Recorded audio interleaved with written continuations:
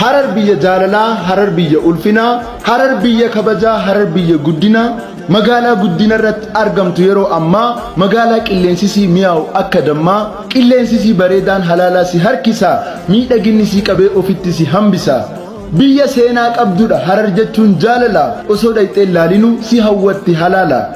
Qilleensisii qabbana jireenyaaf nama hawwata, namni harar jiraatu osoo nyaatiin gabbata. Kan ati argaa jirtu turkii miti harari, duraayyoo dhufteen argin harar kootu barii.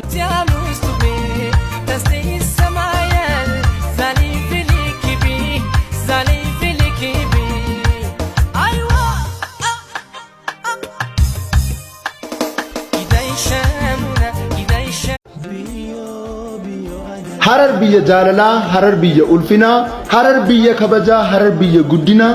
Magaalaa guddina irratti argamtu